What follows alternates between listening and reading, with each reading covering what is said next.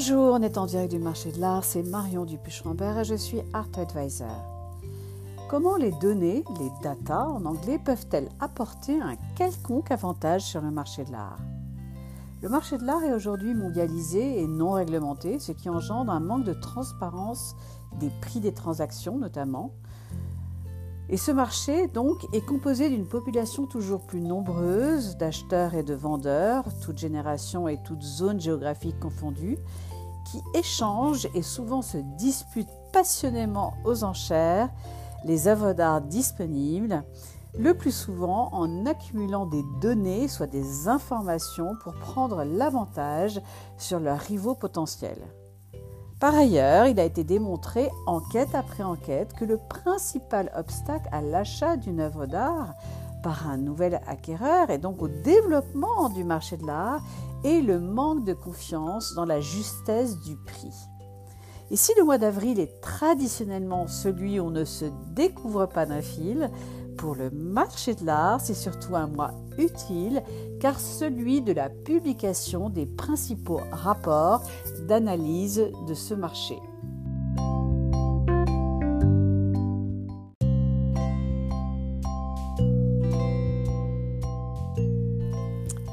Pour le marché de l'art en constante évolution, la data est devenue un élément clé pour comprendre les tendances et les mouvements de ce marché.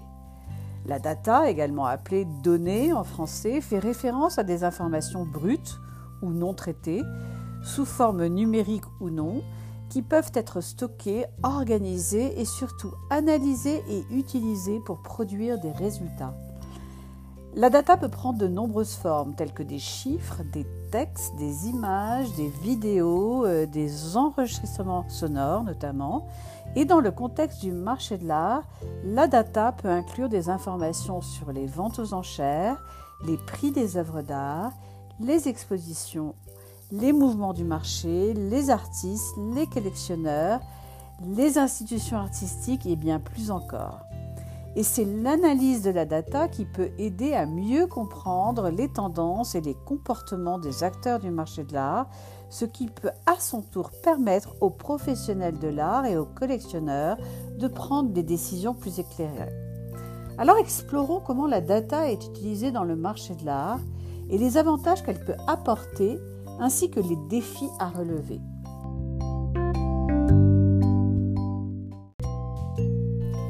Comment la data est-elle utilisée dans le marché de l'art ? La data est utilisée dans de nombreuses facettes du marché de l'art, de la curation des expositions à la fixation des prix des œuvres. Les maisons de vente aux enchères utilisent la data pour établir des estimations pour les œuvres d'art, tandis que les galeries utilisent la data pour comprendre les tendances et les goûts des collectionneurs. Et ces données peuvent également aider les institutions artistiques à comprendre les mouvements du marché et les performances des artistes. Par ailleurs, l'utilisation de la data dans le marché de l'art peut apporter plusieurs avantages. Les galeries qui comprennent mieux les goûts et les intérêts des collectionneurs vont pouvoir ajuster leur marketing pour attirer de nouveaux clients. Les maisons de vente aux enchères, quant à elles, peuvent utiliser la data pour établir des estimations encore plus précises et pour mieux comprendre les performances instantanées du marché. Les institutions artistiques peuvent également utiliser la data pour planifier des expositions en conséquence. Car les données sur le marché de l'art sont souvent fragmentées, c'est-à-dire qu'elles ne donnent qu'une partie des informations et difficiles à obtenir. Enfin, il y a une question éthique concernant l'utilisation de la data dans le marché de l'art, en particulier en ce qui concerne la confidentialité des données relatives aux clients en vue de la protection de leur vie privée. Petit retour en arrière pour mieux envisager ensuite l'avenir. C'est la société allemande dès 1989, Artnet, qui a apporté la première de la transparence au marché de l'art grâce à sa célèbre base de données des prix. Artnet, en offrant à ses utilisateurs des informations claires et précises sur les prix réels des œuvres d'art, a d'une certaine manière changé l'histoire de l'industrie de l'art qui aujourd'hui serait inimaginable sans cet outil qui couvre plus de 1900 maisons de vente aux enchères dans le monde entier, sur tous les continents, de l'Amérique du Sud à l'Asie en passant par l'Afrique, pour l'art visuel et les arts décoratifs, mais aussi pour la joaillerie, les montres et plus encore. Et ce mois-ci, nous étions invités à découvrir la nouvelle version de la base de données d'Artnet qui intègre une technologie de pointe, l'intelligence artificielle. Alors à quoi ressemblait le marché de l'art avant Artnet et comment connaissait-on l'historique des prix lorsqu'on voulait acheter ou vendre une œuvre d'art? Avant 1990, le marché de l'art était un marché assez inaccessible du fait du manque d'informations disponibles sur les prix. Et si on se rendait à une foire d'art, on pouvait observer des marchands et des collectionneurs se promener avec un stylo et du papier afin de noter les prix demandés par d'autres marchands pour avoir une comparaison de la valeur d'une œuvre d'art. Et il fallait alors déployer des efforts assez considérables pour se faire une idée de la valeur d'un objet. Historiquement, les marchands ont toujours annoté les catalogues de vente aux enchères avec les prix des adjudications, puis des universitaires ont rassemblé ces catalogues afin de créer des bases de données sur les prix pratiqués dans le passé jusqu'à nos jours sur le marché secondaire, soit celui des ventes aux enchères, car les prix des ventes aux enchères par définition sont publics, ce qui n'est pas le cas des ventes des galeries, le marché de l'art n'étant pas réglementé et les galeries et les marchands n'étant pas tenus de divulguer leurs prix. Et ces dernières années, on a constaté que ce sont les ventes privées, par opposition aux ventes aux enchères, qui ont été le principal moteur de croissance des grandes maisons de vente, s'expliquant en partie par le fait que les maisons de vente présentent publiquement leurs ventes aux enchères, ce qui a pour effet de renforcer la confiance des collectionneurs.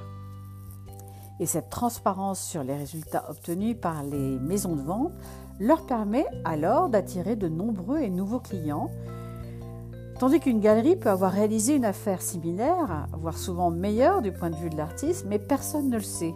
Et c'est dommage, car ce sont les marchands qui constituent une grande partie du marché de l'art, en opérant avec une expertise qui influe beaucoup sur le monde de l'art.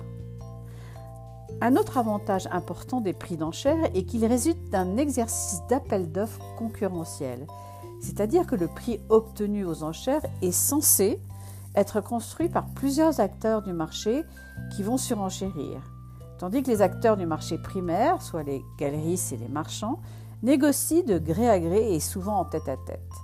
Certes, la valeur du marché d'un artiste ou d'une œuvre d'art est subjective, mais le fait de savoir ce que quelqu'un d'autre a payé pour une œuvre d'art similaire permet à un acheteur potentiel de se faire une idée de la valeur comparable pour une autre œuvre d'art.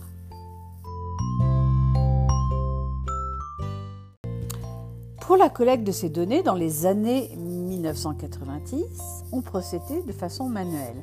Et au fil des ans, le processus est de plus en plus automatisé grâce à la science des données et l'apprentissage automatique en particulier. Et pour les années à venir, on assistera à une croissance exponentielle grâce à l'application de l'intelligence artificielle dans la capacité à collecter des données et à travers les services offerts aux clients de ces bases de données. Comme par exemple en matière de reconnaissance d'images afin que les utilisateurs puissent télécharger des photos d'œuvres d'art et trouver les résultats immédiatement dans la base de données de prix. Et ces données pourront permettre également de construire des modèles de plus en plus précis de prédiction des prix sur le marché, comme un classement des artistes avec une note en fonction de leur popularité lors des ventes aux enchères, de leur performance sur le marché, de leur historique d'exposition et de nombreux autres facteurs.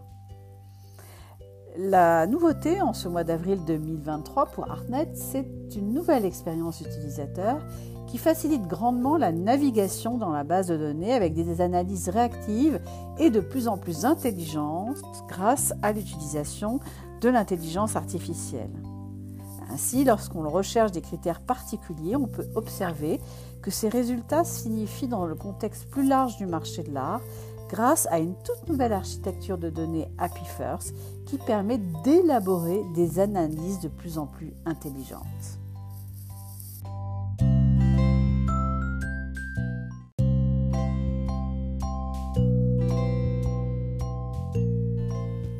Observons maintenant des exemples d'applications très concrets de l'utilisation de ces données. Comme évoqué, le mois d'avril est le mois attendu par les professionnels du marché de l'art et les collectionneurs pour la publication des rapports d'analyse du marché de l'art.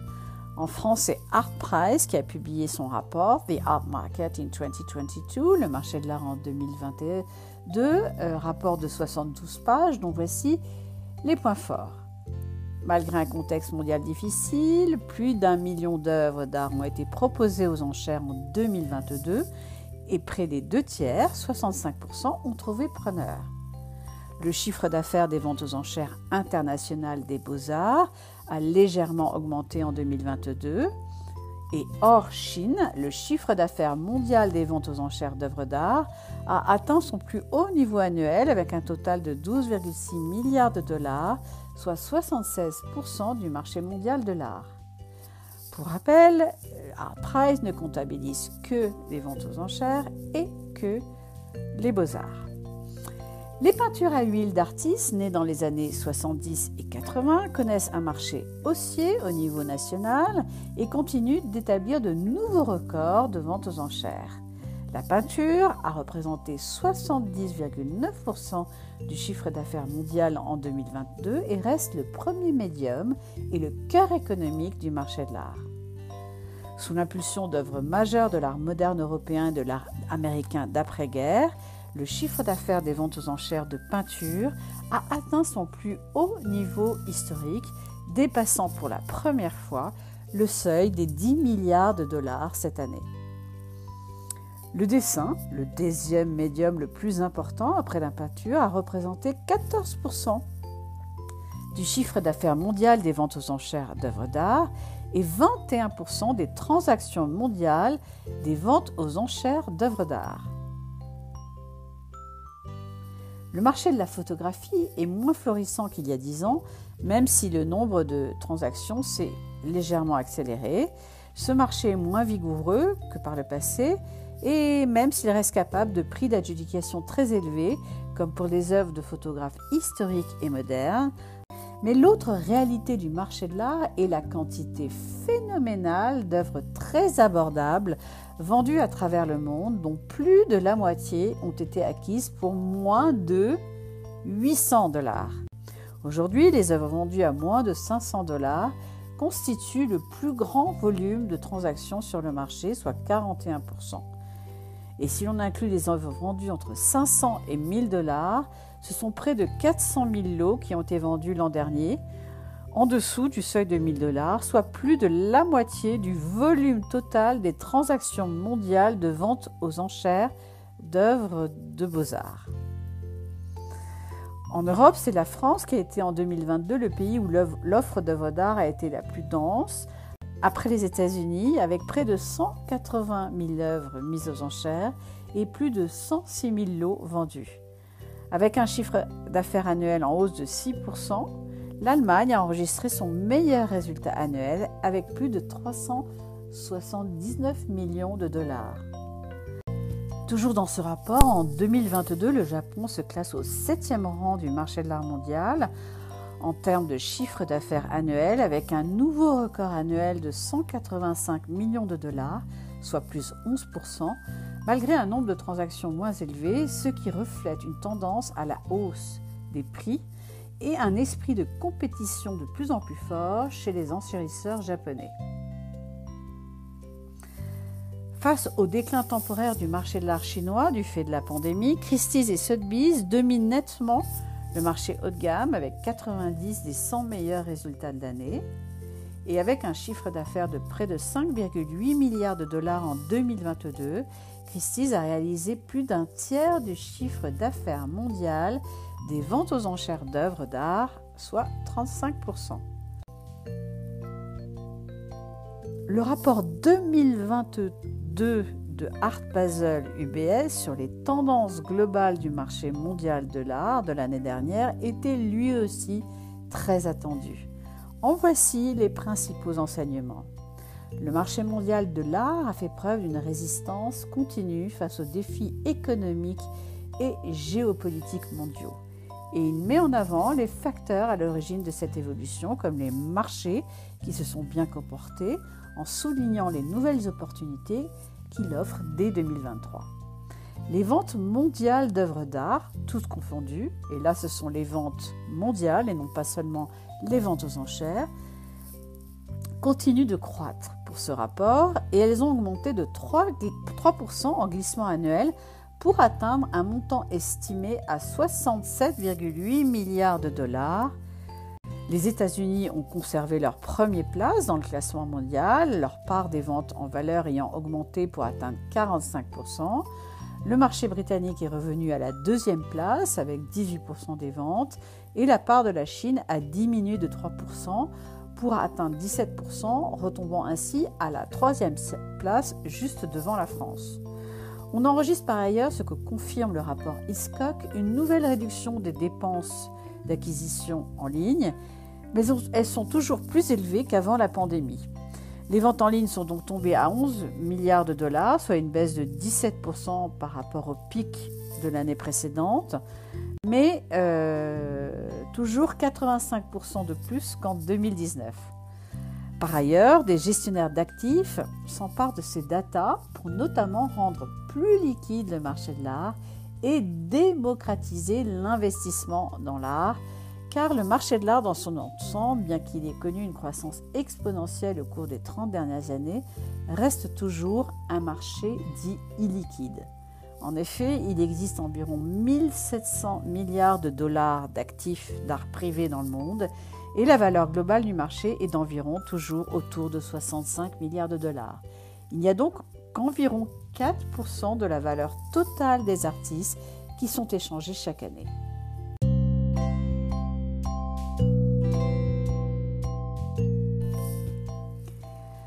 À l'heure où plus d'une centaine de millions d'utilisateurs ont fait l'expérience du robot conversationnel ChatGPT, découvrant alors les puissances assez phénoménales de l'intelligence artificielle, on est en droit de s'interroger sur les connexions de la data et de l'intelligence artificielle. Car en effet, la data et l'intelligence artificielle sont étroitement liées, la data étant l'un des éléments fondamentaux qui permet à l'intelligence artificielle de fonctionner. Sans data, l'intelligence artificielle ne pourrait pas apprendre ou prendre des décisions. Et voici très concrètement quelques exemples de liens entre la data et l'intelligence artificielle. En ce qui concerne l'apprentissage automatique, l'intelligence artificielle utilise souvent des algorithmes pour apprendre à partir de la data. L'apprentissage automatique permet ainsi à l'intelligence artificielle de s'adapter et de s'améliorer en fonction des données qu'elle reçoit. Pour la reconnaissance des modèles, l'intelligence artificielle utilise des algorithmes de reconnaissance pour détecter des schémas dans la data. Les modèles détectés peuvent alors être utilisés pour prédire des résultats futurs ou pour prendre des décisions. En ce qui concerne la prise de décision, l'intelligence artificielle utilise des algorithmes en fonction de la data qu'elle a reçue. Les algorithmes de prise de décision peuvent être utilisés pour évaluer les différentes options et choisir celle qui est la plus appropriée. Enfin, pour la création de données, car l'intelligence artificielle peut également être utilisée pour créer de nouvelles données à partir de la data existante. Par exemple, les réseaux de neurones peuvent être utilisés pour créer des images ou des textes qui ressemblent à ceux qui existent déjà. Pour rappel, un réseau de neurones artificiels s'inspire de la structure d'un cerveau humain, d'où le nom de neurone. Il se présente sous la forme d'au moins 2 couches de neurones qui, à partir d'un flux de données d'apprentissage, vont interagir pour apprendre à réaliser des tâches. En résumé, la data est donc essentielle pour que l'intelligence artificielle puisse fonctionner efficacement. Et les algorithmes, soit une suite finie et non ambiguë d'instructions et d'opérations en vue de réaliser des actions permettant de résoudre une classe de problèmes, les algorithmes d'intelligence artificielle donc utilisent la data pour apprendre, détecter des modèles, prendre des décisions et créer de nouvelles données. Et sans la data, l'intelligence artificielle ne pourrait pas être en mesure de fournir des résultats précis et utiles.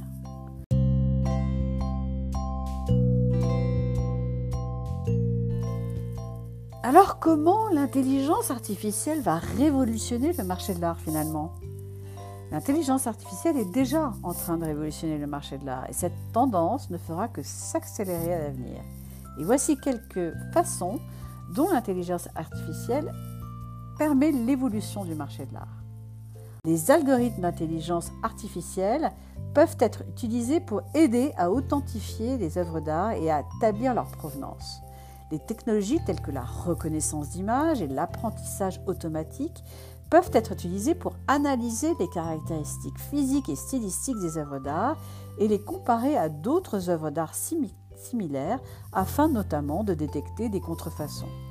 Les algorithmes d'intelligence artificielle peuvent être utilisés pour aider à établir des prix pour les œuvres d'art. Les données historiques des ventes aux enchères et les caractéristiques des œuvres d'art peuvent être analysées pour déterminer leur valeur marchande. Les prix peuvent être fixés de manière de plus en plus précise et rapide et les prévisions de prix peuvent être établies plus facilement, aidant les vendeurs et surtout les acheteurs à prendre des décisions éclairées. L'intelligence artificielle peut être utilisée pour aider à la curation d'expositions. Les algorithmes d'intelligence artificielle peuvent être utilisés alors pour analyser les caractéristiques des œuvres d'art, telles que le style, la couleur, la composition, et pour les classer en fonction de leur pertinence et ou une exposition en particulier. Cela peut aider les conservateurs à trouver aussi les œuvres d'art qui s'harmonisent bien ensemble et à offrir une expérience de plus en plus cohérente et stimulante pour les visiteurs. L'intelligence artificielle peut être utilisée pour améliorer l'engagement des visiteurs dans les expositions d'art et notamment lors de la médiation. Des chatbots d'intelligence artificielle peuvent être utilisés pour aider les visiteurs à naviguer dans l'exposition et en apprendre davantage sur les œuvres d'art. Et les interfaces de réalité virtuelle et ou augmentée peuvent être utilisées pour offrir des expériences de plus en plus immersives et interactives.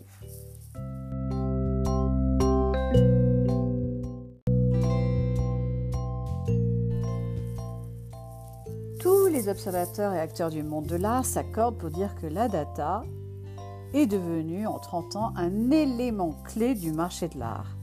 Les avantages de son utilisation, nombreux, ne sont plus à démontrer, mais il y a aussi des défis à relever.